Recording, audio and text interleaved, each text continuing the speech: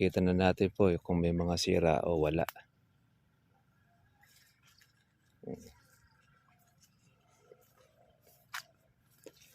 Madali lang po makita pagka mayroong punggos, nalalanta ang sanga, natutuyo ang kanyang dahon,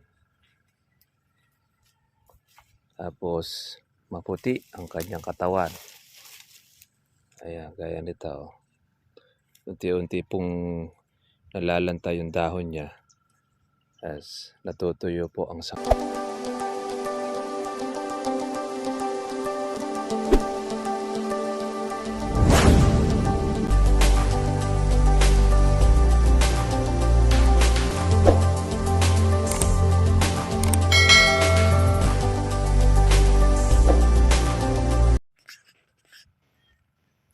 Magandang hapon po sa inyo mga katribya at welcome po sa aking YouTube channel. Kamusta na po kayong lahat? Ito po, monitor po tayo pong muli sa ating kalamansi. Hindi po tayo ngayon mga farmers po nakapag-spray. Nag-aalis po tayo ng ating sangang tuyo. Yung tinamaan po ng punggos. At konti na lang po halos mga katribya po yung natanggal na natin yung marami. Kaya ilan polo na lang yung ating tinatanggalan. Yan. Kasi para po magpanibago uli mga ka-farmers po ng sanga. Yung pong mga bulaklak. Yan, nagpapakita na po yung iba. Hindi po siya sabay-sabay. Una-una yung ating mga bulaklak. O ganun pa man, yung pong mga buko natin mga maliliit, nakikita na natin po kung may mga sira o wala.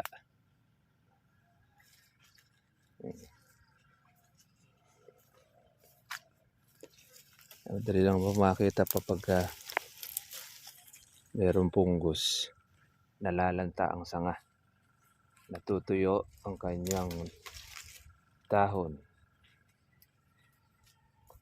tapos maputi ang kanyang katawan. Ayan, gaya nito. Unti-unti pong nalalanta yung dahon niya as natutuyo po ang sanga niya.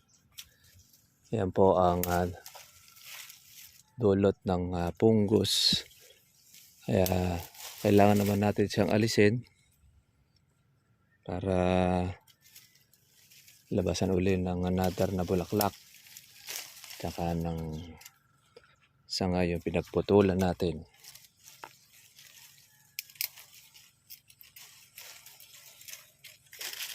Ingat-ingat lang mga ka-farmers sa pagpuputol dahil minsan po yan mayroong tinik. Ayan o. Araw-araw po natin to mga ka-farmers na naaalis. Ay berde na halos sa makikita natin. At saka naaagapan po natin mga ka-farmers yung mga natutuyo. Kaya po nagkakaroon niya ng punggos kapag po uulan, tapos aaraw po ng matinding pag-araw. Kaya lilikha po siya ngayon ng punggos sa ating kalamansi. Yan ang ating mga bukong mga maliliit ay nagpapakita na ang ating pang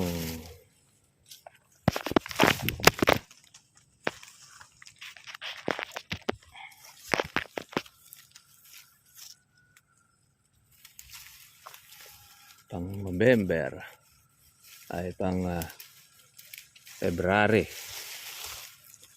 Ayan. Yeah. May mga bunga siya mga katribya. Iba po sariwa pa, pero unti-unti na po siya ngayong natutuyo dahil doon sa punggos.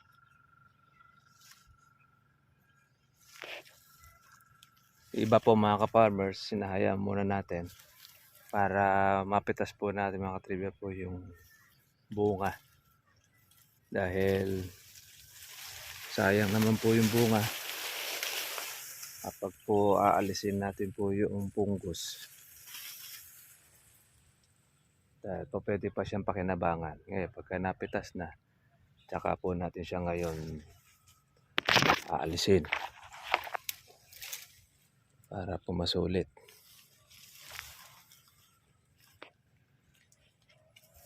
Ayan, mga dulo.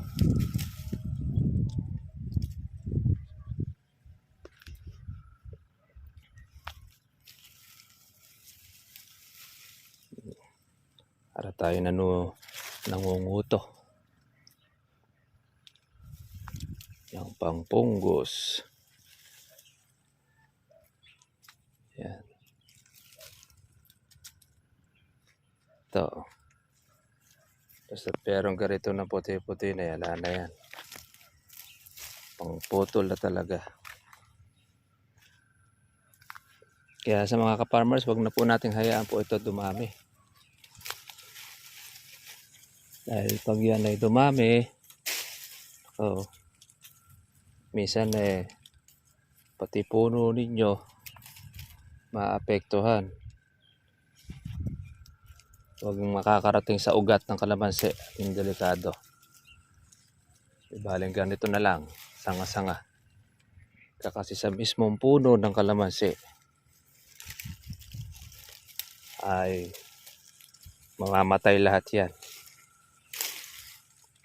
Ayan no. May bunga pa siya. Kaya lang. Lanta na.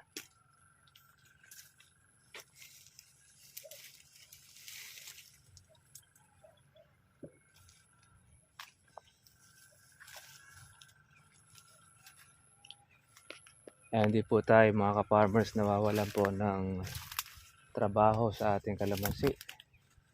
Lagi tayo merong nagagawa. Tatanggal tayo ng sangang tuyo. Nag-i-spray ng kalamansi sa bulaklak, tsaka doon sa bunga. Ayan.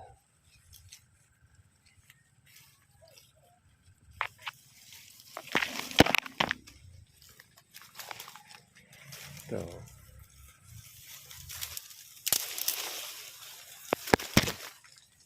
ayan yung kulay pink na ito. Ayan, ayan yung tumutuyo po sa balat. Lanta na rin po yung mga bunga.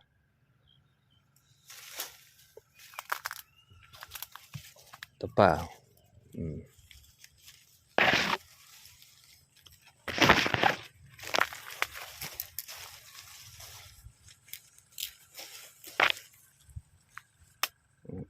mga bunga pa na mapipitas. Basta tinira po ng kulapo, wala siyang patawad. Talagang uubusin niya ang sanga. Ito dami po mga buko nito. Pero meron rin tayong mga may sira na ilan. Pero hindi naman po siya ganong rabe.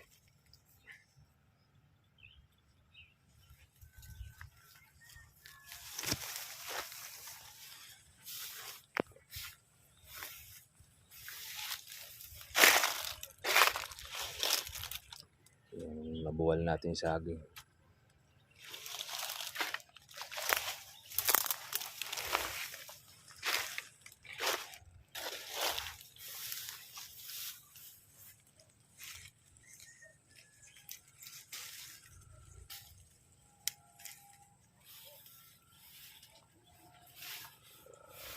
Ito pa.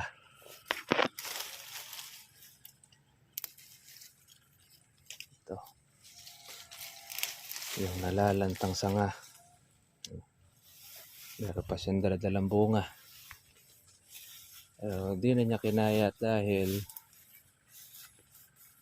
natsugi na siya. At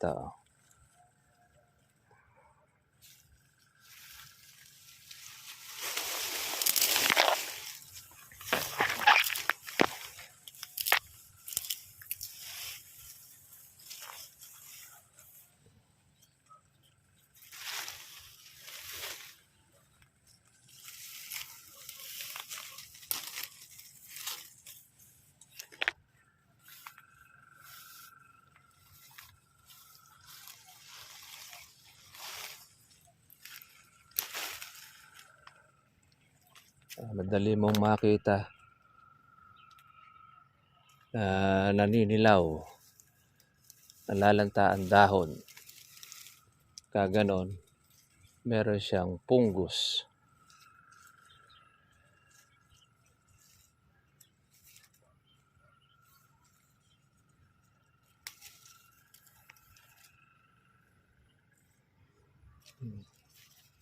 Yan o, ngayon pala lumalabas yung mga bulaklak o. Yung mga matang hito. Ito, malabas na yung mga bulaklak sa loob, mga katribya.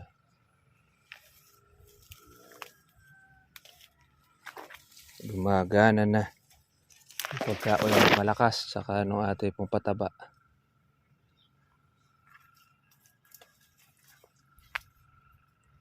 Ito pa.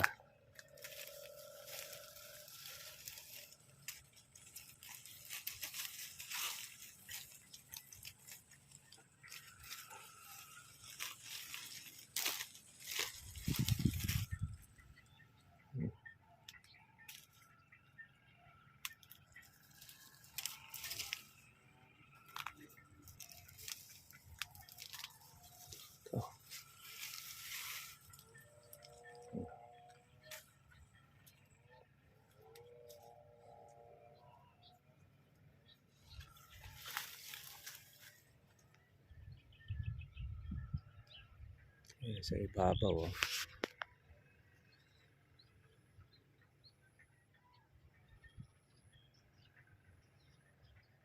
Ito mataas ito mga katribya.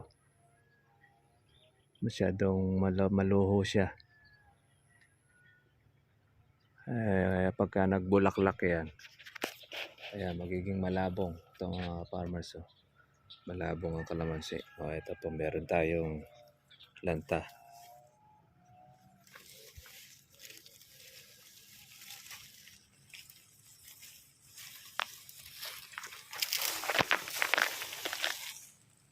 Para lang tayo bumabawas ng mga sanga.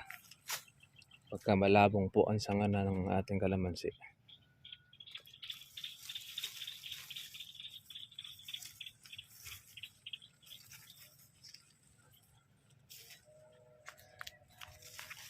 Ayan o. Kaya minsan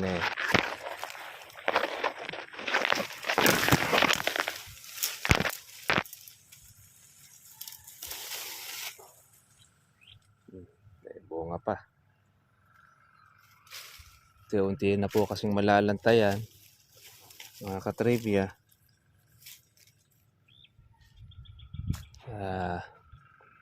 Huwag na po natin pang hinayangang alisin.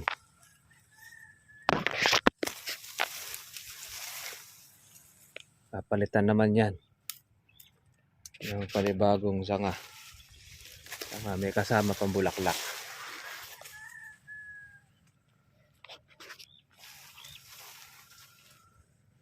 Ito.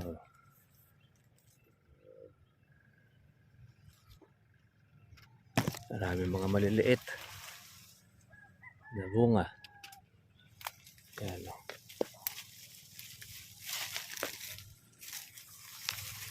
Pungus.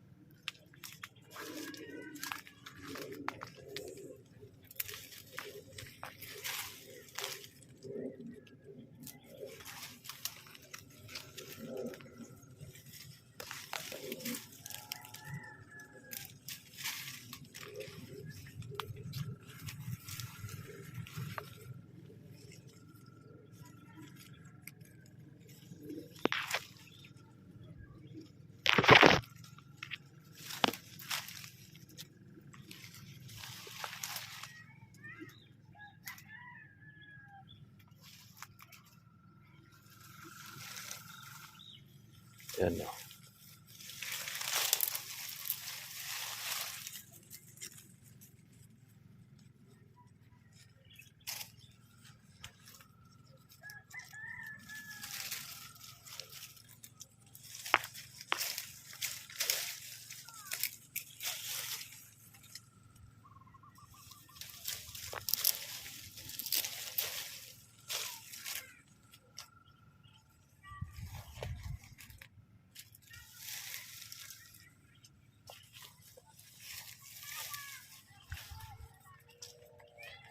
Dilawan na yung ating damo. Yan. Yung ating in-spray.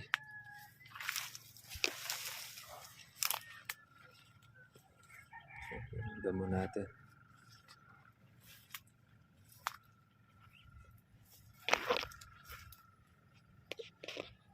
Okay, mga katribya. Kita-kita lang po tayo po bukas.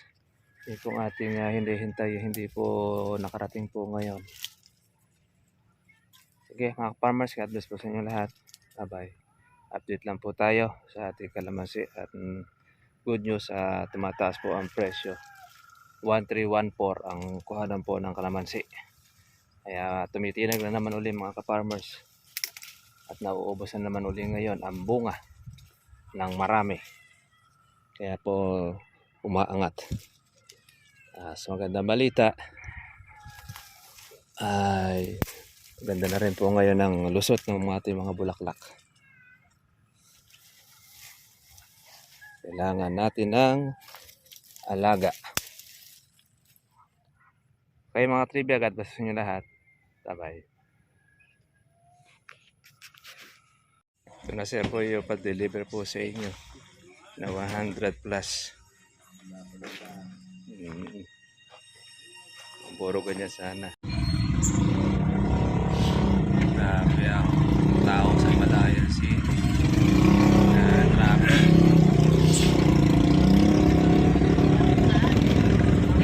Merong performance kasi rin ng artista.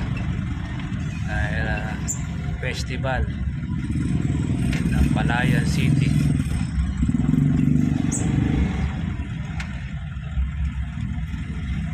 Di pa sila tapos. Punong-puno.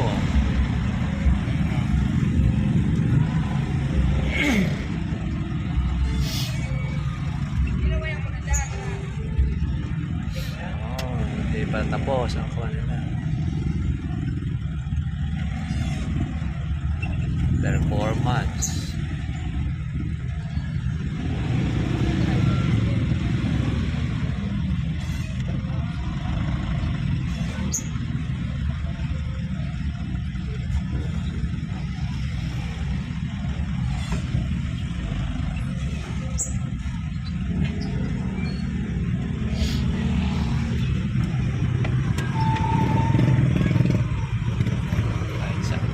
Tao dito.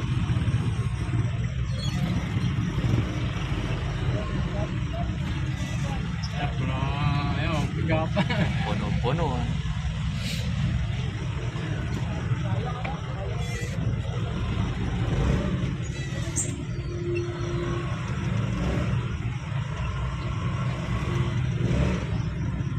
Gusto nga lang makapanood dito kahit nasa pick-up na lang.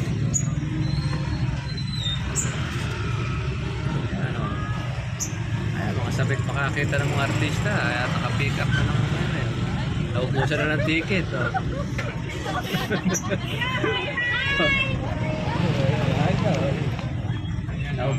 Mga naubusan ng ticket. Pick up na Grabe.